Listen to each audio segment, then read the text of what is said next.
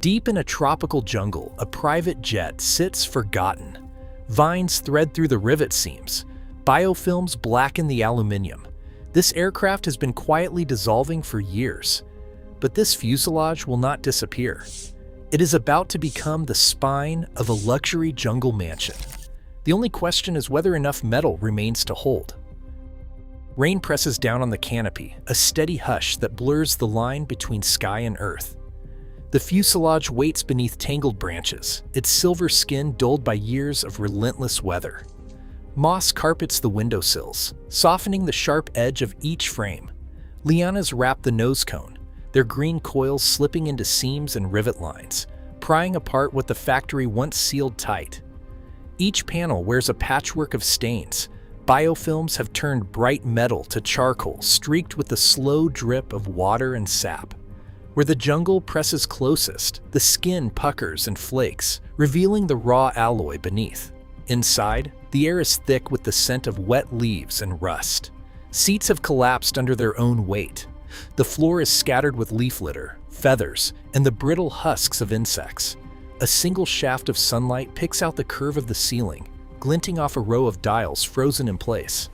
The cockpit glass, once crystal clear, is now clouded and veined with spiderweb cracks. The silence is broken only by the distant call of a bird, the slow drip of water through a breached window frame. The jungle moves at its own pace, patient and unhurried, reclaiming every inch. Vines have slipped through the smallest gaps, splitting insulation and pulling at the edges of panels. Where rivets once held fast, roots now find purchase, easing the metal apart grain by grain. A local guide stands nearby, silent, watching the play of light and shadow across the fuselage. He knows the stories, how the jet arrived, how it was left behind, how each season brings new growth and deeper ruin. The question hangs in the air. Can anything be salvaged from this shell, or has the jungle already won? For now, the aircraft is neither fully lost nor yet reborn. It is a relic, balanced between decay and possibility, waiting for someone to imagine what comes next. A team arrives in the hush of early morning, boots pressing into damp earth, their breath fogging the air. The architect stands at the edge of the clearing, sketchbook in hand, tracing the arc of the fuselage beneath its shroud of vines. Her eyes move from the fractured cockpit glass to the gentle curve of the tail, mapping possibility onto ruin. She speaks of the shell not as a carcass, but as a spine, strong, flexible, waiting for new life. Beside her, the structural engineer unpacks a case of non-destructive testing tools. An ultrasonic thickness gauge glides over the metal, sending pulses deep into the skin to reveal hidden pockets of corrosion. Eddy current probes trace the rivet lines, searching for cracks where water and time have done their quiet work. Each scan is logged, building a map of strength and weakness, red zones where the alloy has thinned, green where the original cross-section holds firm. The engineer grades the fuselage in bands, marking areas for reinforcement and others for careful preservation. In the most exposed sections, integrity has dropped by nearly half. In the shadowed midsection, the structure remains surprisingly sound. An ecological advisor steps forward, notebook filled with sketches of ferns and lianas.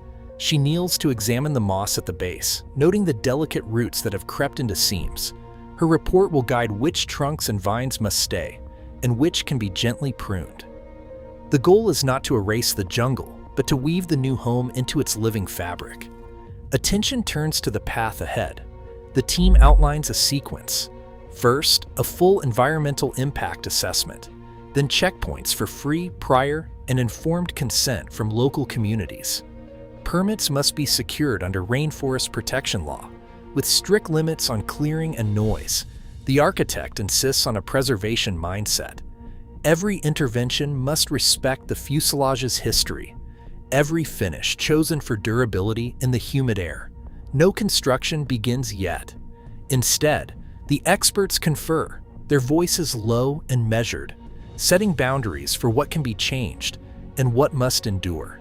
The aircraft's fate now rests on a balance of science, stewardship, and imagination. Only after the last scan and the final signature will the shell move from relic to foundation, ready to become something entirely new.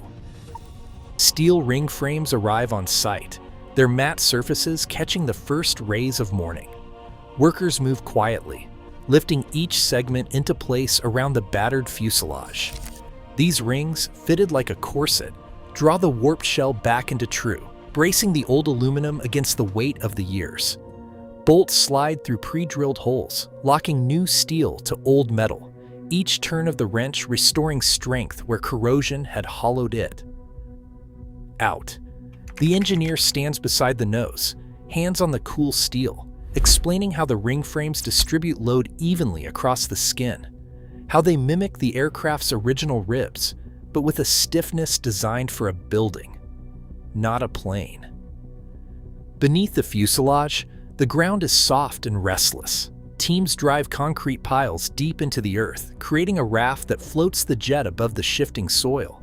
Each pile is capped and joined by a web of reinforced beams, spreading the load so the structure will not settle or tilt, even when the rains return. Stainless anchor bolts rise from the raft, ready to receive the base plates welded to the jet's spine. The foundation is invisible from above, but it is what allows the shell to stand firm, resisting the slow pull of gravity and the quick violence of storms. A zinc-rich primer is brushed over every exposed edge and seam, its dull sheen sealing the metal against future decay. Marine-grade coatings follow, designed to shrug off humidity and salt carried on the wind. Technicians run conduit for power and water through the old cable chases, threading new life into the bones of the aircraft. The original wings, stripped and reinforced, begin to suggest the outline of terraces, platforms that will soon reach out into the green, suspended above the jungle floor. The shell is no longer just a relic. It has become a frame, secure, watertight, and ready for what comes next.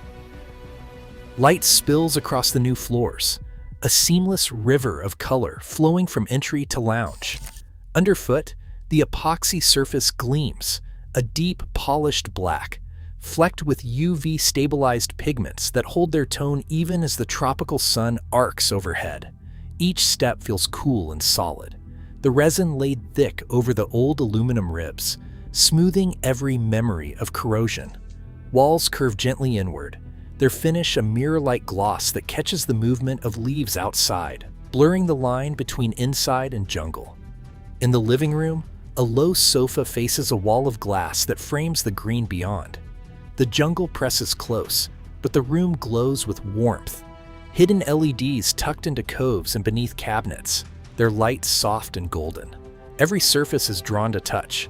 The lacquered cabinetry, the sculpted island in the kitchen, the broad table where morning light pools. The bedroom sits at the quietest end of the fuselage. Here, the curve of the shell becomes a headboard, sheltering the bed in a cocoon of lacquer and light. A dressing alcove opens onto a bathroom where stone basins rest atop polished counters, and rainwater falls in a silent sheet behind glass. The wine room, tucked into what was once a storage bay, glows with backlit shelving and the faint scent of oak. At the front, the cockpit remains, a study wrapped in memory. The old control panels still line the walls, their dials and switches now polished and set beneath glass. Books and maps fill the shelves where flight manuals once sat. As dusk gathers, the house becomes a lantern. Glass walls open to the pool and the endless green, reflecting the last gold of sunset. From above, the fuselage gleams, no longer lost, but luminous, a line of light drawn through the heart of the jungle. The architect stands in the open doorway, her voice quiet. She says, "We wanted to keep the wildness close, to let the jungle in, but never let it take away the wonder of flight." Today, abandoned aircraft still wait in jungles and fields, silent relics of vanished ambition. As designers reimagine what is possible, yesterday's rust and ruin become tomorrow's inspiration. In every neglected surface lies the potential for transformation. Sometimes, luxury is born where we least expect it. What would you reinvent next?